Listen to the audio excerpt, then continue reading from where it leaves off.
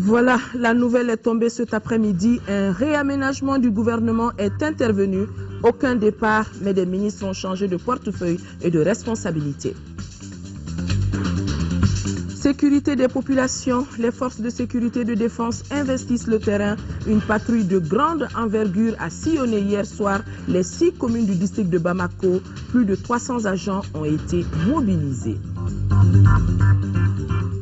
Samedi 22 juillet, mesdames et messieurs, bonsoir et bienvenue dans ce journal. Un journal que nous ouvrons avec le réaménagement dans l'attelage du gouvernement Django Sissoko, et cela à 1 mois de l'élection présidentielle du 28 juillet. Nyanya Aliou Traoré est avec moi sur ce plateau. Bonsoir. Nyanya, tâche vous revient de lire ce décret portant nomination des membres du gouvernement à compter de ce jour. Tout à fait. Merci à oui. Décret numéro 23536 PRM du portant nomination des membres du gouvernement. Le président de la République, vu la Constitution, vu le décret numéro 22708 PRM du 11 décembre 2012 portant nomination du Premier ministre.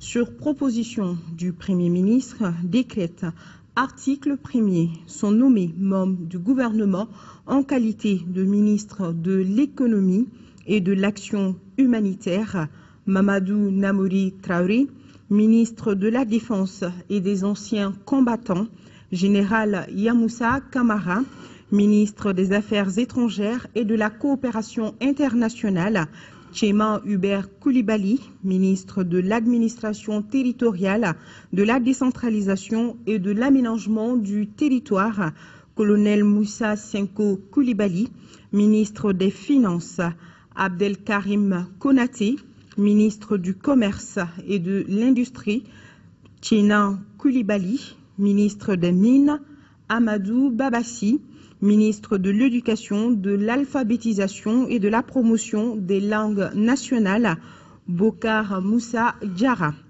ministre de l'Enseignement supérieur et de la Recherche scientifique, Messaoud Ould Mohamed Labib, ministre du Travail, de la Fonction publique et des Relations avec les institutions, Maître Demba Traoré, ministre de la Sécurité intérieure et de la Protection civile, Général Tchefin Konaté, ministre de l'Agriculture, Baba Berté, ministre de la Justice, Garde des Sceaux, Malik Koulibaly, ministre de l'Équipement et des Transports, colonel Abdoulaye Koumari, ministre de la Santé, Soumana Makadji, ministre de l'Artisanat et du Tourisme, Yeya Ag Mohamed Ali, ministre du Logement, de l'Urbanisme et des Affaires foncières, David Sagara, ministre de l'Emploi et de la Formation professionnelle, Dr Diallo Dejamaman Katra, ministre de la Poste et des Nouvelles Technologies, Brahima Tolo, ministre de la Famille, de la Promotion de la Femme et de l'Enfant, Madame Alouata Ishata Saï, ministre de l'Énergie et de l'Eau, Makan Aliou Tunkara, ministre de l'Environnement et de l'Assainissement, Ousmane Ag Rissa, ministre de la Jeunesse et des Sports, Ameifoune Mahalmadan, ministre du Développement social, de la Solidarité et des Personnes âgées, Mamadou Sidibé, ministre de l'Élevage et de la Pêche, Madame Djane Mariam Kone, ministre des Affaires religieuses et du culte, Dr Yakouba Traoré, ministre de la Communication, porte-parole du gouvernement, Manga Dambélé, ministre de la Culture, Bruno Maïga, ministre des Maliens de l'Extérieur et de l'Intégration africaine, Marempa Samoura, ministre délégué auprès du ministre de l'Administration territoriale, de la décentralisation et de l'aménagement du territoire, chargé de la décentralisation et de l'aménagement du territoire, Abdourahmane Oumarou Touré. Article 2. Le présent décret est enregistré et publié au journal officiel. Voilà ce qu'on pouvait retenir de ce réaménagement du gouvernement à Ouittouré. Merci Nyanya Aliou Traoré. Le réaménagement technique du gouvernement, il faut le signaler, est le premier du genre depuis la mise en place du cabinet dirigé par Django Sissoko, qui a changé de poste, qui reste à sa place. Des éléments de réponse avec Boubacar Touré. Le gouvernement Django 2 reste le même. Pas de départ ni de nouveaux entrants. Les 30 ministres restent toujours dans le nouvel attelage gouvernemental qui a été techniquement réaménagé. Ainsi, les ministères clés de la Défense et des anciens combattants, des Affaires étrangères et de la coopération internationale et de l'administration territoriale, de la décentralisation et de l'aménagement du territoire restent inchangés. Par contre, le premier changement concerne le département de l'économie qui prend en charge désormais l'action humanitaire. En occupant ce poste clé, Mamadou Namouri Traoré devient ainsi la deuxième personnalité du gouvernement. Ce planificateur, doublé d'une grande expérience en coopération internationale, aura la lourde tâche d'assurer une meilleure traçabilité des aides des pays donateurs du Mali. Le développement social est donc amputé du volet action humanitaire, mais le département reste et retrouve même son appellation ancienne de ministère du développement social, de la solidarité et des personnes âgées, dirigé par M. Mamadou Sidibé, qui ne change pas de poste. Le ministère de l'économie se sépare donc des finances, qui devient une entité à part entière. Il sera désormais dirigé par Abdelkarim Konaté, lui-même remplacé au ministère du commerce et de l'industrie par Tchenan Koulibaly. À noter donc la disparition du ministère délégué chargé du budget, mais l'ancien ministre délégué, Marin Passamoura, retrouve un département plein. Il remplace Demba Traoré au ministère des Maliens de l'extérieur et de l'intégration africaine. Celui-ci occupe désormais le département du travail, de la fonction publique chargé des relations avec les institutions. En dehors de ce léger réaménagement, tous les autres ministres gardent leur portefeuille. L'accord de Ouagadougou, on en parle encore aujourd'hui. La classe politique est allée à la rencontre du président de la République par intérim. Et c'était les partis politiques Myria et URD d'être reçus. Les deux formations ont elles aussi réaffirmé leur soutien à l'accord préliminaire de Ouagadougou. Mohamed Diarra, compte rendu. Pour le parti Union pour la démocratie et le développement UDD, le dialogue est un passage nécessaire pour la sortie de crise. L'accord préliminaire de Ouagadougou s'annonce donc pour l'UDD comme une avancée vers la normalité constitutionnelle. Le dialogue résout beaucoup de problèmes. Ceux-là qui ont leurs enfants au front, ceux-là qui ont leur mari au front, ceux-là qui ont leur papa au front. Aujourd'hui, on ne peut pas leur dire qu'il ne faut pas dialoguer. Donc le dialogue est nécessaire et le dialogue est séculaire au Mali.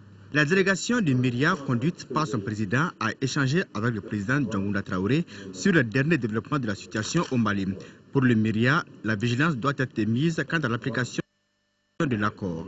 En tant qu'accord préliminaire permettant de faire un pas en avant vers la libération totale de notre pays, le recouvrement de notre souveraineté nationale, c'est un pas à prendre en compte. Nous avons l'expérience dans le cadre de la lutte. Quand des dispositions comme ça sont prises, il est très bon de rester très vigilant. La série de consultations enclenchées par le président de la République par intérim vise à parvenir à l'organisation d'élections crédibles.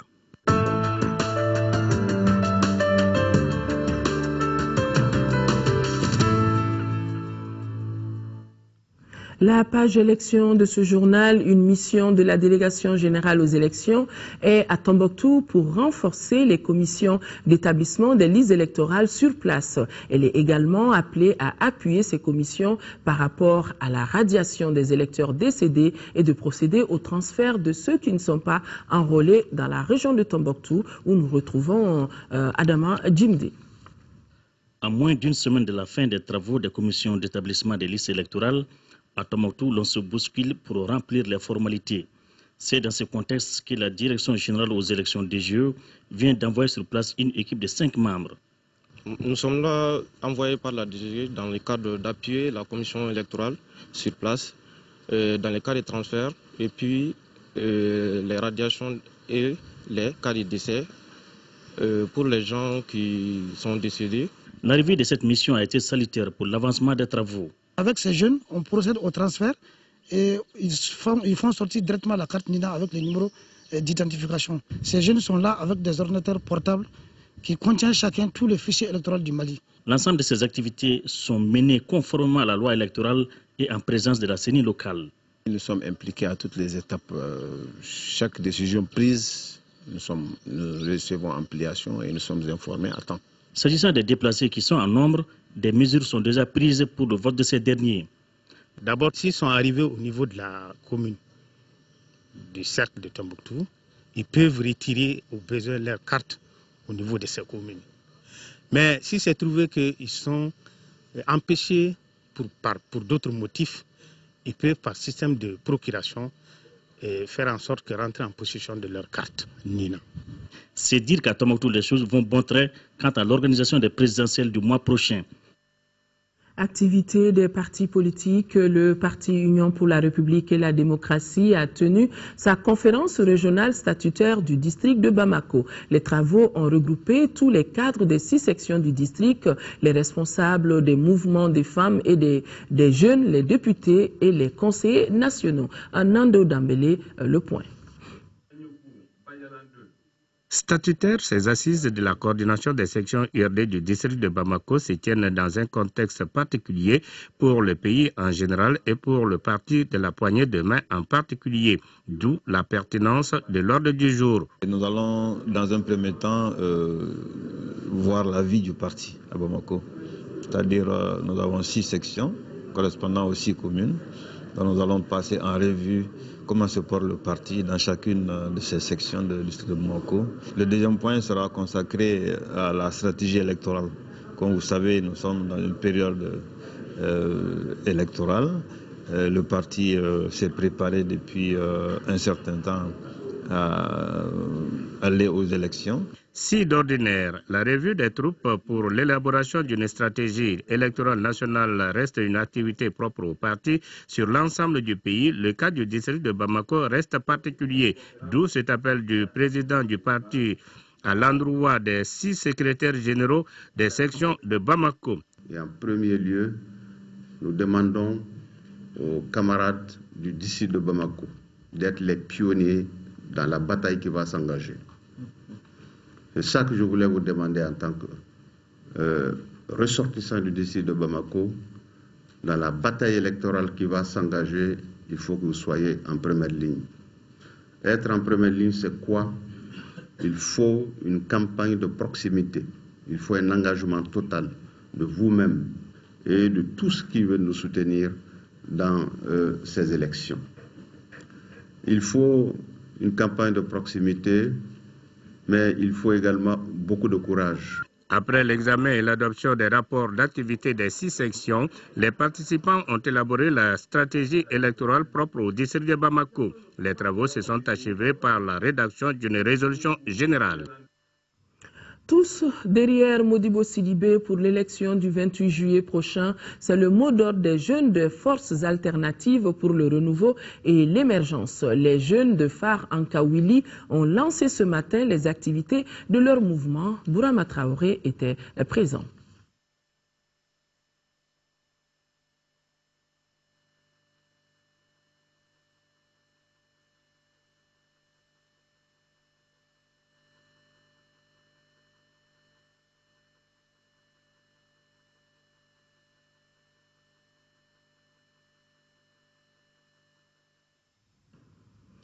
Toutes nos excuses pour la qualité défectueuse de cet élément qui n'a d'ailleurs pas de son, et nous espérons être à mesure de vous proposer le reportage de Bourama Traoré. Restaurer un climat de paix et de cohésion sociale avant, pendant et après les élections, c'est l'esprit affiché par le groupe Benso. L'association vient d'organiser une conférence débat pour informer la population sur la liste électorale biométrique et la carte Nina. À travers cette activité, le groupe Benso entend élever le taux de participation aux élections à venir. Agali Aguissa.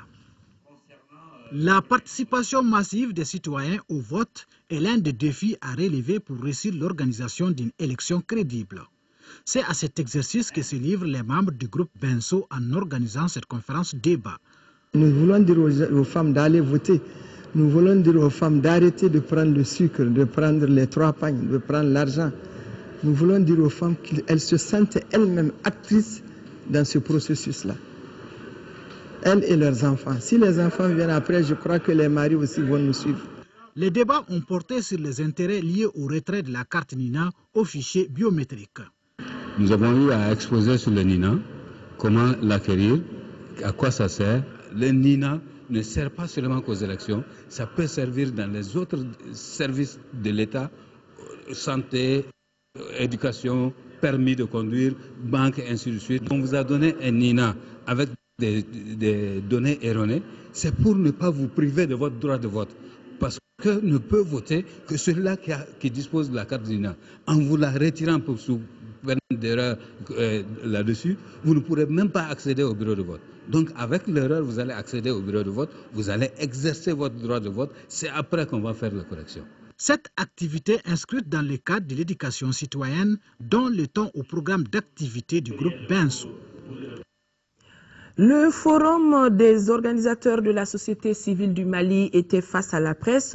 Le forum a voulu présenter le cadre d'interpellation des candidats aux élections présidentielles de 2013.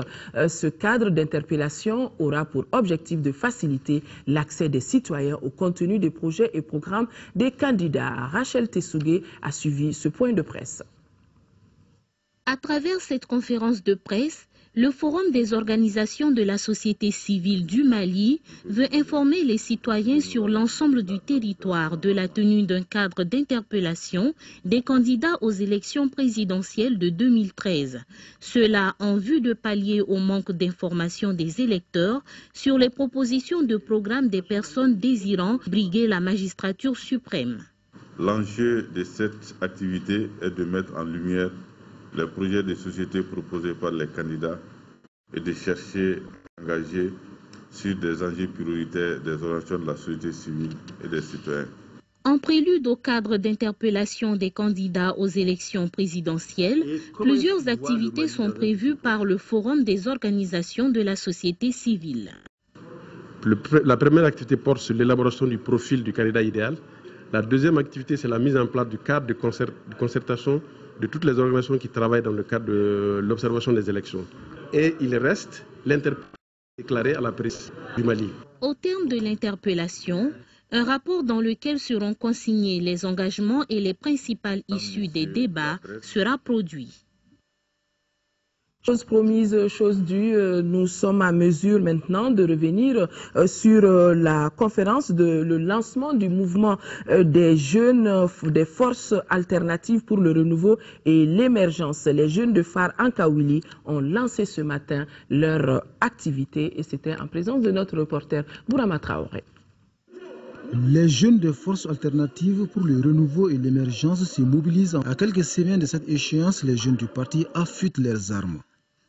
Nous plaçons notre engagement sous le signe de la détermination pour préparer l'avenir, l'autorité pour protéger chacun, l'impartialité pour renforcer la justice.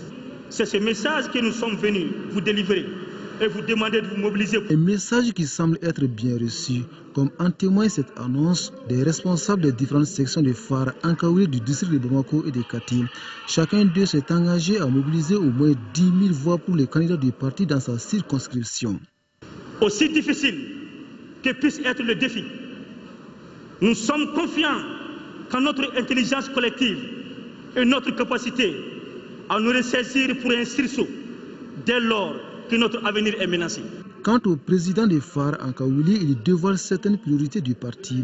En ligne de mire, la rénovation du système éducatif national et de la formation professionnelle. Le parti fait également la lutte contre le chômage des jeunes, son cheval de bataille. Des priorités parmi tant d'autres. Il est plus que temps de redonner à la jeunesse malienne toute la place qu'il doit revenir en son sein, car le renouveau de notre démocratie et de notre République se fondera nécessairement sur vous, jeunes du Mali, sur votre engagement désintéressé, sur votre sens de responsabilité, sur votre énergie et votre enthousiasme. C'est ma conviction, c'est le sens de mon combat et c'est le sens du combat qui anime notre candidat.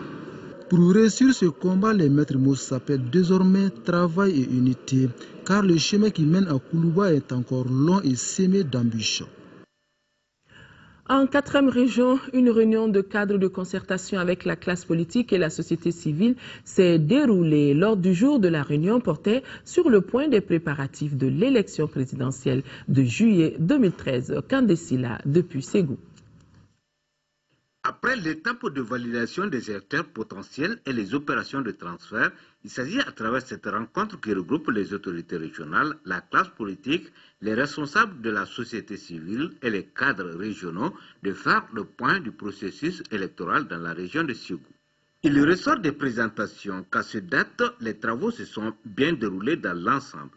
Sur les 7 cercles de la région, 3 cercles ont déjà déposé leur tableau rectificatif.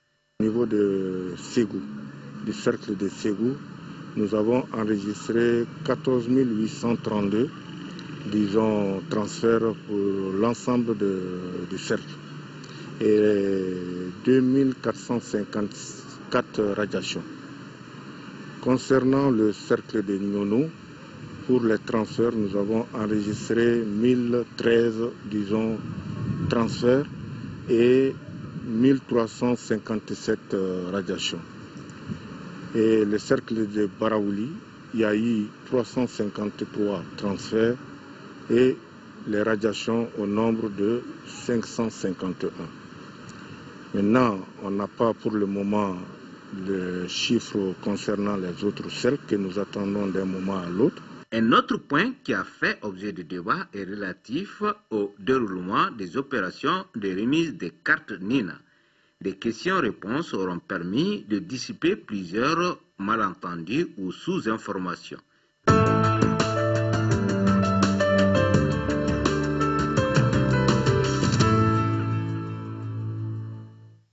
L'accord préliminaire de Ouagadougou offre de la flexibilité à l'armée malienne pour concrétiser son retour à Kidal. Cette déclaration a été faite cet après-midi par le conseiller technique chargé des opérations militaires. Le colonel Abdrahman Babi donnait ainsi le point de vue des forces armées du Mali et c'était lors d'un point de presse sur l'accord intervenu le 18 juin dernier au Burkina Faso. Mamari connaît. Du cantonnement des grosses armées au redéploiement des forces de sécurité dans la région de Kidal, en passant par l'insertion socio-économique des ex-combattants, aucun aspect militaire de l'accord préliminaire de Ouagadougou n'a été occulté. D'entrée de jeu, le conférencier dira que l'accord préserve les intérêts de notre pays. C'est un document qui offre de la flexibilité pour l'armée pour concrétiser certaines modalités de retour des forces armées et de sécurité. Et nous employons à faire cela et l'armée va vraiment respecter ses engagements. Il est extrêmement important quand même qu'on comprenne que ce document, l'accord préliminaire dit bien que les forces armées et de sécurité du Mali seront à Kidal. Donc aujourd'hui, nous n'avons rien de douter de cela et au contraire, nous pensons que les travaux techniques sont en cours pour aller vers cela le plus vite possible. La première étape du désarmement constitue, selon le conférencier, le cantonnement des grosses armées. La commission technique mixte de sécurité qui prévoit l'accord travaille déjà sur les modalités de sa mise en œuvre. Pour permettre déjà de mettre les groupes armés, les combattants dans un endroit et ensuite d'avoir quand même le contrôle sur certains moyens majeurs, les armes lourdes, certains moyens de transport, etc., etc. Donc il y a vraiment des aspects à définir pour que ce cantonnement offre un environnement mieux sécurisé et éviter effectivement qu'il n'y ait de heurts, ce qui est vraiment la forte volonté politique de nos hautes autorités ainsi que de la communauté internationale. Comme il fallait s'y attendre, le sort réservé aux ex-combattants a été évoqué. Là-dessus, l'accord est clair. Il est prévu dans l'accord que certains des anciens combattants bénéficient d'une réinsertion socio-économique. Mais ce qu'il faut dire, c'est qu'il n'y aura pas de réintégration. L'accord préliminaire du 18 juin ne dit aucunement, il n'y a aucune prévision pour une réintégration. Selon le conférencier, l'accord préliminaire du 18 juin dernier devrait donner des éléments d'appréciation au Conseil de sécurité de l'ONU en vue du déploiement des forces de la MINUSMA au Mali à compter du 1er juillet prochain. Quelques jours seulement après la signature de l'accord de Ouagadougou sur la crise malienne, et comme il fallait s'y attendre, la population de Gao se prononce. Elle accepte l'accord à condition qu'il soit respecté de tous et expliqué largement pour tout le monde. Et cette population interpelle le gouvernement par rapport à une quelconque amnistie accordée aux groupes armés. Daouda Zoumana Traoré et son équipe de l'ORTM Gao. Dans l'ensemble, la population de Gao a bien accueilli cet accord de Ouagadougou, un accord qui met fin à la crise malienne. Maintenant, les gens n'aspirent qu'à la paix, rien que la paix. On est très content de ça, vraiment, c'est très bien. On veut la paix, vraiment, on est fatigué avec les guerres là, on ne veut plus la guerre, on veut la paix maintenant. Nous sommes très contents que nous puissions unir notre pays par le dialogue, vraiment c'est quelque chose qui nous intéresse beaucoup. On est très content de l'accord parce que maintenant, là où nous sommes aujourd'hui, nous sommes à l'aise, on est très content de ça. Mais bon nombre de citoyens voudraient que les pouvoirs publics s'engagent au suivi et à la restitution approfondie des textes régissant cet accord. Cela va permettre l'implication des uns et des autres. L'accord doit être diffusé pour que tout Malien sache ce qui a été signé au niveau de Ouaga. Et nous avons eu écho des points essentiels comme comment dirais-je,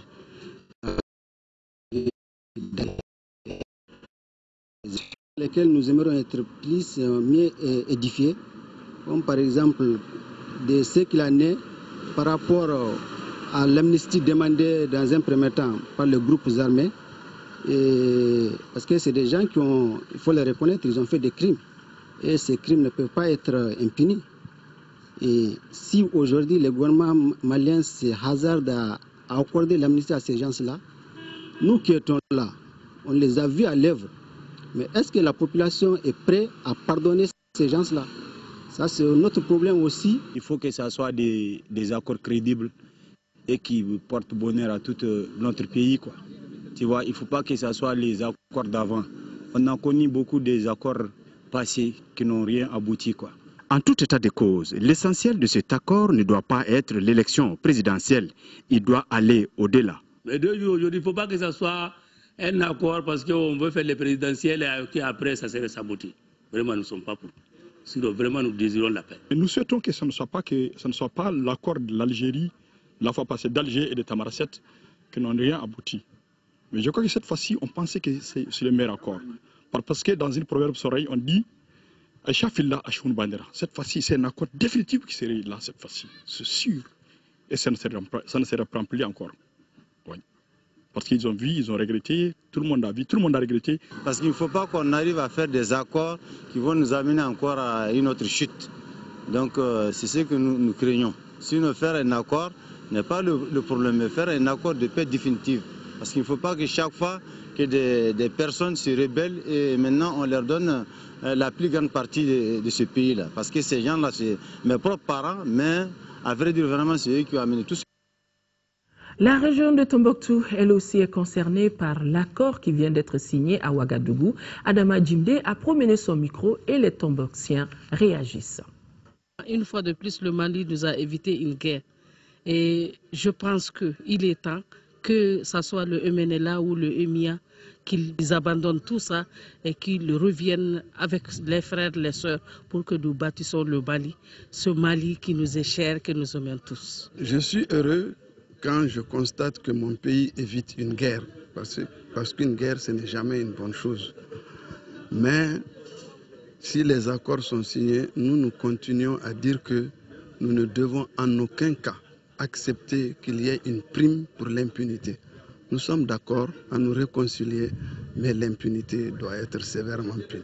Je suis très content de ces accords de Ouagadougou parce que vraiment c'est une épine vraiment qui est enlevée pour nous les populations, les citoyens, les paisibles citoyens qui ont vraiment traversé des moments durs. Vraiment c'était vraiment un soulagement, un ouf pour vraiment les populations paisibles du Nord. Rien ne vaut la paix. On a subi beaucoup de souffrances pendant l'occupation. Beaucoup de souffrances. On est vraiment fiers, on est vraiment contents. Mais une chose est certaine, cette affaire, il ne faut pas la laisser intacte. Ce que nous voyons là, il faut que l'État se prépare et voir comment la situation va se dérouler après cela. Nous connaissons, nous tous, on se connaît, nous sommes tous des Maliens. Mais ce que nous voyons là-dedans, il faut absolument de serrer la ceinture, de voir l'après cette guerre, comment il faut faire, comment il faut gérer. Il faut les gérer correctement. Les trois régions du Nord, la souffrance que nous avons vue, nous ne voulons pas retourner là-dedans. Nous ne voulons pas le revoir après. Il faut tout faire pour éviter tout cela. De Tombouctou, revenons ici à Bamako, où les responsables du collectif des patriotes, COPA, ont eux aussi donné leur position par rapport à l'accord préliminaire de Ouagadougou. Une position affichée devant les hommes de médias. Nando Dambélé faisait partie de ces hommes de médias. Les responsables du collectif des patriotes ont exprimé leur adhésion inconditionnelle à l'accord de Ouagadougou pour plusieurs raisons. Premièrement, parce que le Mali a retrouvé son intégrité totale. Deuxièmement, l'armée malienne sera à Kidal. Troisièmement, le Mali va rester un pays laïque, contrairement à ce que certains islamistes l'avaient préconisé, et les élections se dérouleront sur toute l'étendue du territoire national. Visiblement très satisfait de cet accord, le collectif des patriotes le qualifie de victoire pour les autorités de transition et donc du peuple malien. Nous pensons que cet accord, qui est à un stade préliminaire, est une grande victoire pour le Mali et nous demandons à l'ensemble du peuple malien d'adhérer parfaitement à ces accords-là. Concernant la légitimité et la pertinence de l'accord de Ouagadougou, le conférencier du jour répond. L'accord va être définitif et ce sera avec l'élection du nouveau président de la République qui aura en charge maintenant de négocier avec l'ensemble des communautés. Les responsables ont passé au peigne fin tous les articles de l'accord devant les hommes des médias afin de lever tout équivoque pouvant conduire à une mauvaise interprétation de cet accord. L'actualité sur un tout autre plan. En 5e région, l'état d'avancement des travaux de construction du barrage Seuil de Djenné est estimé aujourd'hui à 22%. Le ministre de l'Agriculture, Baba Berté, en a fait le constat lors d'une visite effectuée sur le chantier. Yacouba Meiga.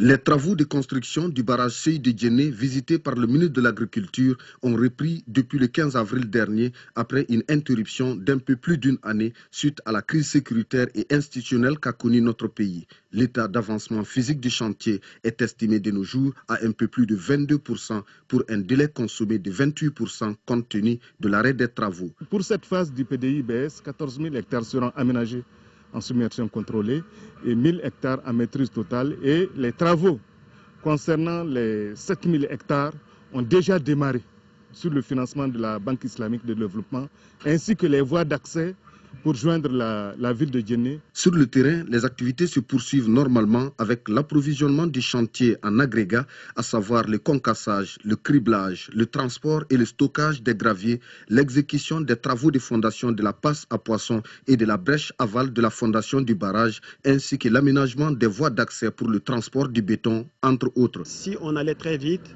il y a de fortes chances que dans les 2-3 ans, nous ayons quelque chose vraiment de définitif. Aux entreprises qui sont chargées de l'exécution des différents lots, et je voudrais leur demander d'être très rigoureux par rapport à l'agenda et les délais d'exécution.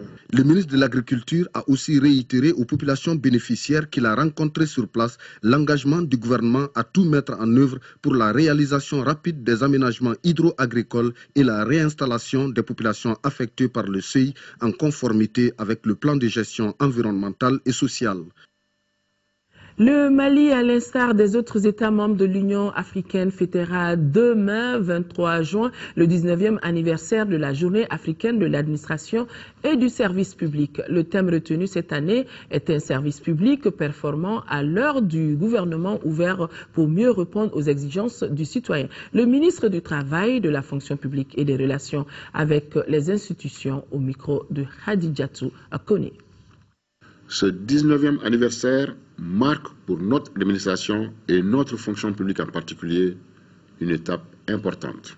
En effet, après l'adoption de la charte par l'Assemblée des chefs d'État et de gouvernement de l'Union africaine à Addis Abeba le 31 janvier 2011, notre pays, fidèle à sa vocation panafricaniste, a adopté en Conseil des ministres du 24 avril 2013 le projet de loi de ratification de la dite charte que l'Assemblée nationale vient de voter à l'unanimité le 20 juin 2013. En adoptant cette charte, notre pays réaffirme son engagement à en appliquer les principes dans son administration. Quels sont ces principes? C'est d'abord et avant tout l'égalité des usagers devant le service public et l'administration. La prohibition de toute forme de discrimination basée sur l'origine, l'ethnie, le sexe, le handicap, la religion, l'opinion politique ou l'appartenance syndicale. Le corollaire de ce principe, c'est l'adoption par les agents publics d'un code de conduite basé sur le professionnalisme, la transparence, l'impartialité, la courtoisie, l'intégrité et la neutralité dans les relations avec les usagers. En particulier, ils ne doivent en aucun cas se servir de leur fonction à des fins personnelles, car on ne cessera jamais de le répéter, cela se nomme la corruption. Les agents publics ont aussi des droits, notamment à l'égalité de traitement, à la liberté d'expression et d'association, à la protection contre toute forme de menace, d'insulte ou de harcèlement. Leur recrutement doit être basé sur les principes de mérite, d'égalité de chance et de non-discrimination. L'accès aux emplois administratifs supérieurs doit obéir aux principes de concurrence, de mérite, d'équité et de transparence. En d'autres termes, nous devons bannir le népotisme et le clientélisme dans l'accès aux postes de responsabilité. Chers compatriotes, voilà ce à quoi nous nous sommes engagés. Cela nécessite-t-il des bouleversements dans notre arsenal juridique? Point du tout. Car les textes fondateurs de notre service public contiennent tous ces principes. Il suffit de les appliquer. Cela requiert courage et lucidité. Courage pour faire comprendre à nos proches que la loi est faite pour tout le monde. Le ministre chargé de la fonction publique que je suis aujourd'hui en sait quelque chose. Il faut aussi de la lucidité pour bien comprendre que le népotisme, le clientélisme et la corruption sont pour beaucoup dans la crise qu'a connue notre pays. La célébration de la Journée africaine du service public doit nous permettre de jeter un regard rétrospectif sur nos réalisations, mais aussi nos errements. Elle doit nous inciter à mener la réflexion sur la fonction publique de demain, à agir promptement afin que nos comportements soient en adéquation avec les principes contenus dans notre législation. Il nous faut agir vite afin de parvenir au nécessaire réarmement moral de l'agent public, afin qu'il réponde au mieux aux attentes de l'usager client. Voilà, c'était donc là le ministre de la fonction publique du travail. Projet de renforcement de la résilience des groupes de femmes productrices et de communautés vulnérables au changement climatique. C'est un projet qui va démarrer bientôt dans certaines régions. Le ministère de l'Environnement et de l'Assainissement, en partenariat avec l'Agence pour l'environnement et le développement durable, a lancé une étude en vue du démarrage de ce projet. Fatoumata Kone, compte rendu. Près de 2,5 milliards de francs CFA, c'est la somme qui sera injectée dans l'amélioration des conditions de travail des femmes en milieu rural. Un projet initié par le ministère de l'Environnement à travers l'Agence pour l'environnement et le développement durable. Le projet, qui durera 5 ans, permettra de développer l'agropastoral tout en respectant les normes environnementales.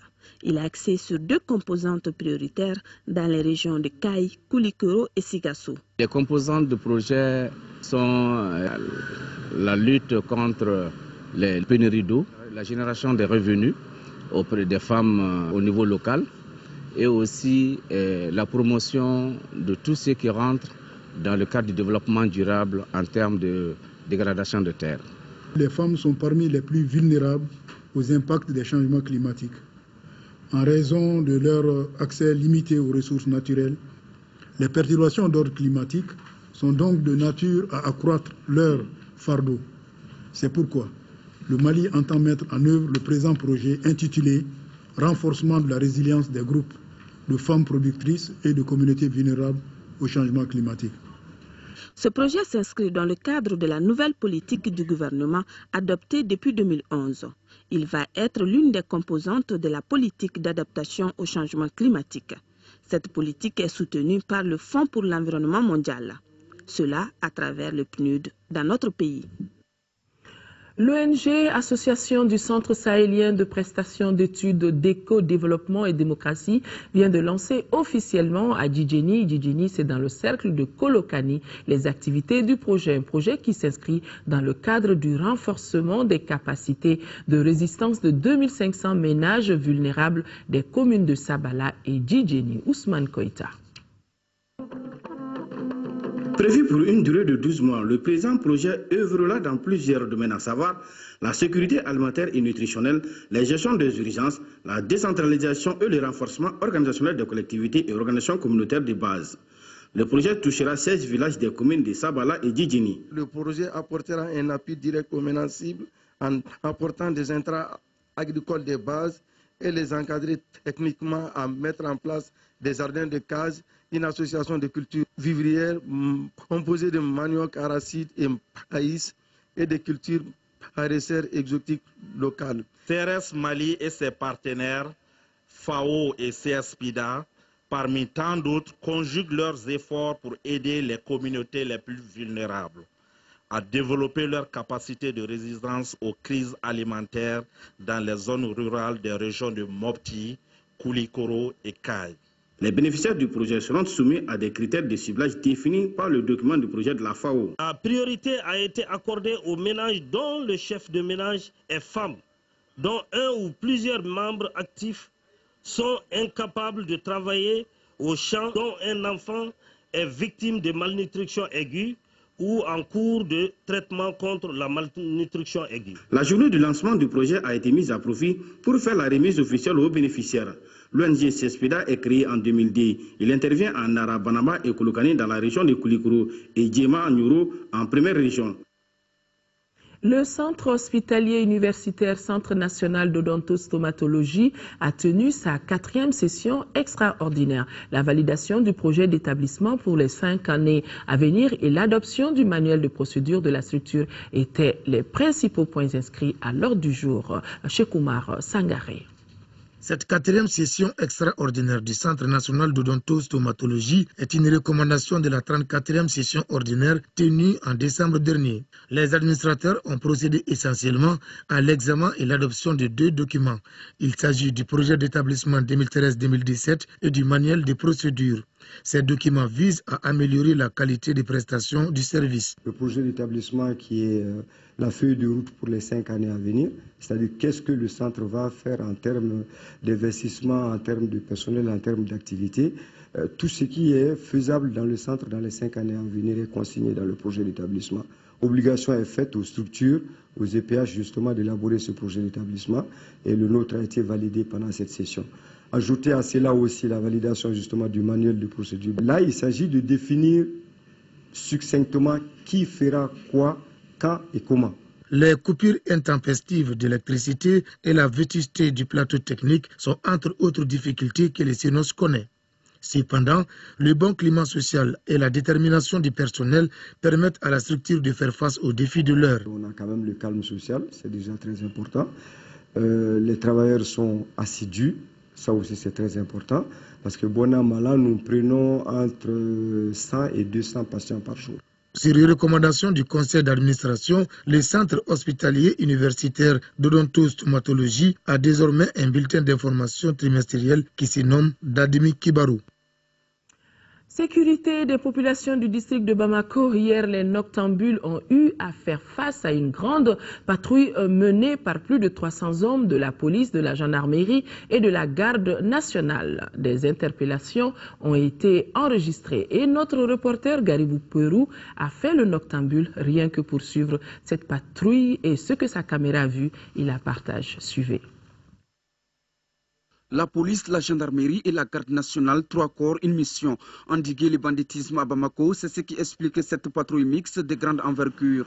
Elle est coordonnée par 4 commissaires. Pendant que nous sommes à Amdala Assey, dans le secteur 2, comprenant la commune 2 et 3, le commissaire reçoit un appel qui annonce qu'une remorque s'est renversée. Pas de perte en vie humaine, mais un important dégât matériel. Tout de suite, nous allons placer les éléments pour pouvoir quand même faciliter le passage aux usagers, pour ne pas que la voie ne soit obstruée. Les patrouilles avaient réduit les cas de banditisme à Bamako. Depuis un certain temps, la situation s'est dégradée miraculeusement. Ces patrouilles qu'on voit ce soir, c'est une très bonne chose, mais il ne faut pas que ça soit seulement des patrouilles temporaires. Il faut que ça continue, il faut que ce soit des actions pérennisées. Une telle patrouille pour ceux qui travaillent la nuit rassure.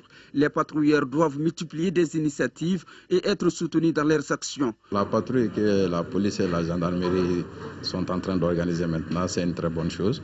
Chaque fois, il y a eu des attaques, mais on ne sait même pas où aller. Ça a eu maintenant d'augmenter les patrouilles.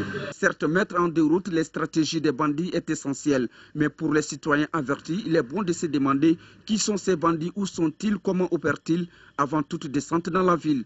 Il faut contrôler toute personne qui a une voiture, n'importe quelle voiture, il faut le fouiller normal. Parce que tu trouves les bonnes voitures, tu trouves les délinquants dedans, tu ne sais pas. Nous sommes précisément à Bako du Kourouni, au niveau de ce qu'on appelle les magarets, qui servent souvent d'abri aux bandits quand ils commettent leur forfait en ville. Ils passent dans cette forêt de magarets-là pour cacher leur butin et souvent même ils traversent le fleuve. La patrouille mixte de grande envergure, en plus du calme sécuritaire qu'elle favorise dans la capitale, totalise une centaine d'interpellations et permet à l'économie nationale de se porter mieux. Garibou Perou, un nouveau membre pour la communauté littéraire nationale, il s'appelle Dr Daouda Silla. Il vient de lancer aujourd'hui son livre intitulé Tamba, l'enfant du village, un roman autobiographie. La cérémonie a été présidée par le ministre de la Communication, porte-parole du gouvernement et en présence de notre reporter Mamourou Sidibé. Le livre qui vient d'être lancé est un roman autobiographique de 300 pages du docteur Daouda Silla, un ancien haut cadre. Un tel événement est incontestablement l'une des occasions de retrouvailles des intellectuels. C'est pourquoi le ministre de la Communication, porte-parole du gouvernement, dira que ce lancement est pour lui une école. Vous comprendrez bien qu'en présence de ces célébrités, de ces sommités, mon rôle n'est pas de parler, mais d'apprendre. Je préfère apprendre. En parcourant Tamba, l'enfant du village, le lecteur s'aperçoit que le livre est un récit de vie qui est source d'histoire. Un livre agréable au style très sobre. Je pense que l'un des problèmes de notre pays, à mon avis, c'est la question des modèles. Et ce livre qui est autobiographique est un exemple de parcours, un exemple d'itinéraire. Je pense qu'il devrait pouvoir inspirer nos jeunes. Entendre les différents témoignages sur l'auteur, c'est un honneur et une fierté qui d'appartenir à cette génération. Le docteur Silla, qu'on découvre dans ses livres, a été tout au long de son parcours une référence. Ce qui fait de ce roman un bon compagnon pour la jeune génération. Il y a beaucoup d'écrivains ici qui écrivent, les gens ne lisent pas, c'est ce qui décourage les gens. Et lorsqu'on a un livre de cette valeur-là, qui apporte tant d'instructions, tant de leçons de vie, c'est qu'on soit presque sûr déjà que ça ne sera pas lu. C'est ceux qui sont ici n'ont même pas lu le livre. Et il n'est pas certain qu'en quittant ici, ils vont le lire. Toute la vie du docteur Daouda Silla a été tournée vers l'excellence. Une chose est sûre, en juger à l'accueil réservé à ces livres, on peut dire que les portes de la communauté littéraire nationale lui sont désormais ouvertes. Sport olympique, le comité national olympique et sportif du Mali a célébré ce matin la journée olympique 2013. 4 disciplines sportives ont participé à la fête. Le cyclisme, le handisport, le karaté et le taekwondo. Compte rendu de l'événement avec Papa Oumar Diop. La journée olympique est la date anniversaire de la création du CIO, le Comité international olympique.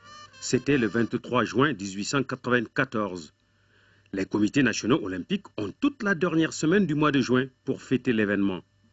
Et le Comité national olympique du Mali a choisi la date du samedi 22 juin pour l'édition 2013. Plus que la date, c'est l'esprit de cette journée olympique qui importe.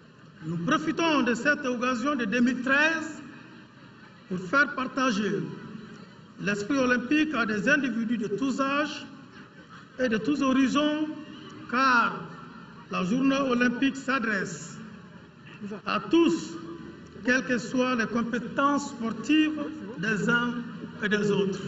Le Stade Ouaisin, qui a servi de cadre à la célébration 2013, a accueilli du beau monde et plusieurs disciplines sportives dont certaines participent pour la première fois et avec un grand bonheur à la journée olympique, tels les arts martiaux avec le karaté et le taekwondo. Les traditionnels participants que sont le handisport et le cyclisme étaient là et très bien représentés avec les meilleurs de chaque discipline. Et cette diversité justifie amplement le thème de la journée. Le thème retenu depuis plusieurs années est bouger pour apprendre, bouger pour comprendre et bouger pour découvrir que le sport nous assure le bonheur immense de l'association du bien-être physique, mental, moral et social. À l'heure des récompenses, le handisport ouvre le bal avec 11 prix. 3 chez les dames où c'est Mariam Koulibaly qui a dominé la course. 3 prix également chez les coureurs de masse avec domination de Amadou Koulibaly. Au niveau de l'élite, une belle fin de course, un sprint soutenu jusque dans l'avant-dernier virage permet à Siaka Diallo d'imposer sa classe. Chez les cyclistes, le roi du vélodrome est resté Oumar Sangaré, le champion en titre du Mali qui a bouclé le tour de piste en 30 secondes 36 centièmes. Comme lui, 9 autres sprinteurs ont eu droit à des cadeaux offerts par le Comité national olympique et sportif du Mali. Belle journée olympique. Voilà, mesdames et messieurs, c'est donc tout pour ce journal.